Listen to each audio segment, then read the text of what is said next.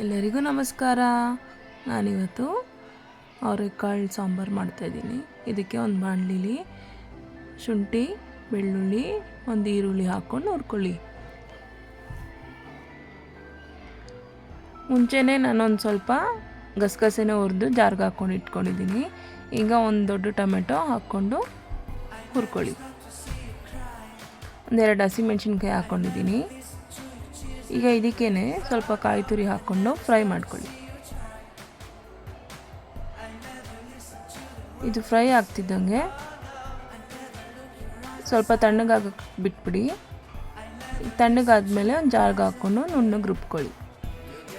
ರುಬ್ಕೊಳ್ಳೋವಾಗ ಸ್ವಲ್ಪ ಕೊತ್ತಂಬರಿ ಸೊಪ್ಪು ಹಾಕ್ಕೊಂಡು ರುಬ್ಕೊಳ್ಳಿ.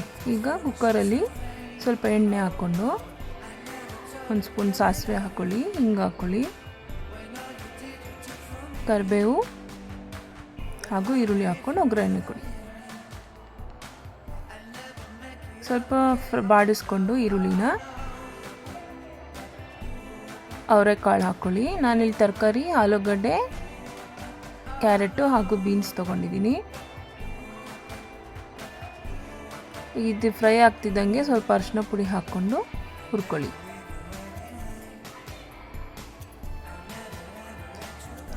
ನಂತರ ರುಬ್ಕೊಂಡಿರುವ ಮಸಾಲ ಕೂಡ ಹಾಕ್ಕೊಳ್ಳಿ. ಚೆನ್ನಾಗಿ ಮಿಕ್ಸ್ ಮಾಡ್ಕೊಳ್ಳಿ. ಈಗ 3 ಟೇಬಲ್ ಸ್ಪೂನ್ ಸಾಂಬಾರು ಪುಡಿ ಹಾಕ್ಕೊಂಡು ರುಚಿಗೆ ಉಪ್ಪು ಹಾಕ್ಕೊಳ್ಳಿ. ಮಿಕ್ಸ್ ಮಾಡಿ ಸ್ವಲ್ಪ ಹಸಿ ವಾಸನೆ ಹೋಗೋವರೆಗೂ ಬೇಯಿಸ್ಕೊಳ್ಳಿ. ನಂತರ ಹುಣಸೆ ಹುಳಿನ ಹಾಕ್ಕೊಳ್ಳಿ. ಇಲ್ಲಿ ನಾನು ನಿಂಬೆಹಣ್ಣು ಗಾತ್ರದಷ್ಟು ತೊಗೊಂಡಿದ್ದೀನಿ. ಈಗ 2 ವಿಜಿಲ್ ಬರ್ಸ್ಕೊಂಡ್ರೆ ನಮ್ಮ ಅವರೆಕಾಳು ಸಾಂಬಾರು ರೆಡಿ ಇದೆ. ಮುದ್ದೆ ಜೊತೆ ಸರ್ವ್ ಮಾಡ್ತಾಯಿದ್ದೀನಿ. ಹೇಗಿದೆ ಹೇಳಿ.